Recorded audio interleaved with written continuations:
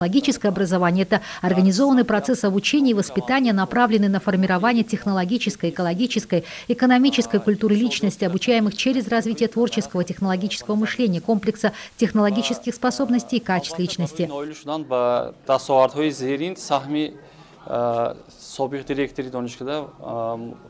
К техническим профессиям можно отнести такие, как инженер, технолог, плотник, столяр, механик, слесарь, строитель, техник и многие другие. Для этой сферы деятельности необходим математический склад ума, который будет работе помогать.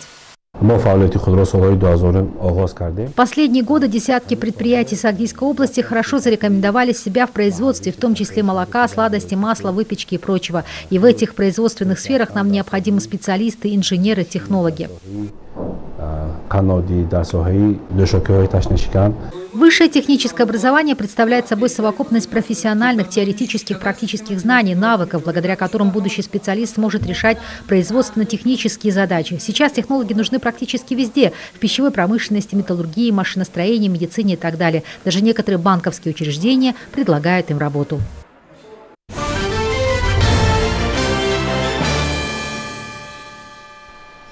Согласно плану работы Министерства сельского хозяйства страны с 15 января по 30 марта текущего года во всех дихканских хозяйствах страны проводилась регистрация сельскохозяйственных машин и техосмотр. Целью организации данной работы является подготовка отраслевого оборудования к весенним полевым работам. Одно из таких мероприятий прошло в городе Гисар. Во всех дихканских хозяйствах страны сегодня сельскохозяйственная техника и оборудование стоят на учете и проходят технический осмотр. Управление сельского хозяйства города Гисар создало рабочую группу по реализации данного поручения, принимает практические меры в этом направлении. Представители Министерства сельского хозяйства Республики Таджикистан и исполнительных органов государственной власти города посетили общество с ограниченной ответственностью Латифа Мурадова города Гисар и ознакомились с его агротехникой. В ходе беседы пожелали дихканам этого хозяйства удачи и успехов. Надо сказать, что до сегодняшнего дня во всех малых и крупных хозяйствах города Гисар полностью отремонтирована вся сельскохозяйственная техника и оборудование, подготовлены к весеннему севу. По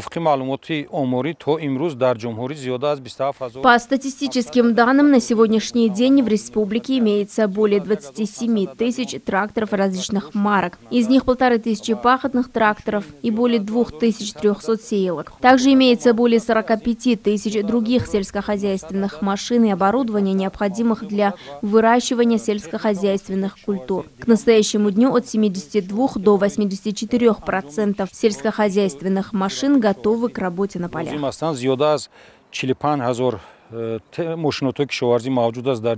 В ходе выступления было отмечено, что дихкане хозяйств города Гисар наряду с другими хозяйствами региона планируют в 2024 году увеличить показатели производства сельскохозяйственной продукции и внести ценный вклад в обогащение внутреннего рынка страны. Следует сказать, что согласно приказу Министерства сельского хозяйства Республики Таджикистан с 15 января по 30 марта текущего года проводилась регистрация сельскохозяйственной техники, машин и техосмотр.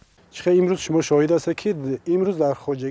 сегодняшний день технический осмотр проведен во всех хозяйствах города. При проведении данных мероприятий с трактористами хозяйств проводится беседа и разъяснительная работа по безопасной эксплуатации тракторной и прицепной техники на полевых и транспортных работах.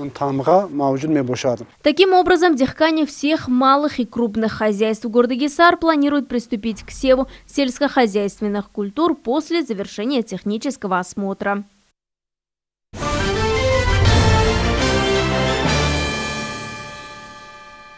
В Национальной библиотеке Таджикистана отметили международный праздник Навруз. Выставка Дастархан, элементы Навруза, музыкальная программа. Всем этим насладились и наши коллеги.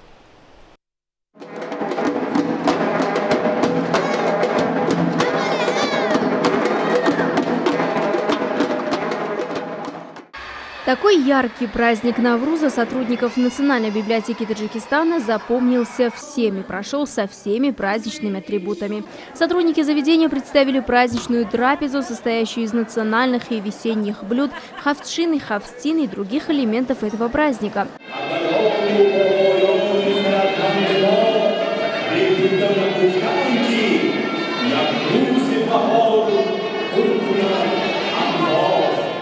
Мероприятие в Национальной библиотеке Таджикистана началось с посещения выставки, в котором приняли активное участие все ее подразделения. В ходе выступления участники оценили Навруз как праздник и древнюю традицию таджикского народа, а его глобализацию как результат упорного труда и усилий руководства государства страны, ее самобытных и высоких ценностей. Было подчеркнуто, что сегодня мировое сообщество собирается и отмечает этот день, который является источником гордости и чести, потому что Навруз – это начало нашей богатой истории, как ценная традиция превратился в национальную культуру и цивилизацию не только таджикского народа, но и всех народов Центральноазиатского региона. Было подчеркнуто, что глобализация Навруза вынуждает нас предпринимать больше шагов для дальнейшего празднования и возрождения его моральных, духовных, культурных и национальных ценностей на высоком уровне, а также прилагать постоянные усилия для представления его высоких гуманитарных достоинств народам мира. Затем ряд сотрудников этого учреждения были награждены благодарственными грамотами за ценный вклад в духовное развитие жителей. По завершении официальной части мероприятие продолжилось показом национальной одежды и концертной программой, что добавило мероприятию еще больше свежести и яркости.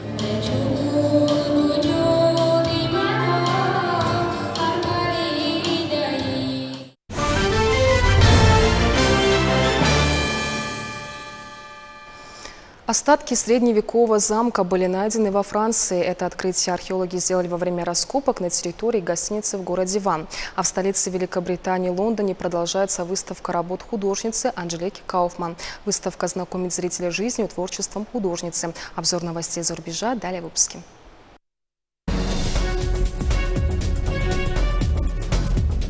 Археологи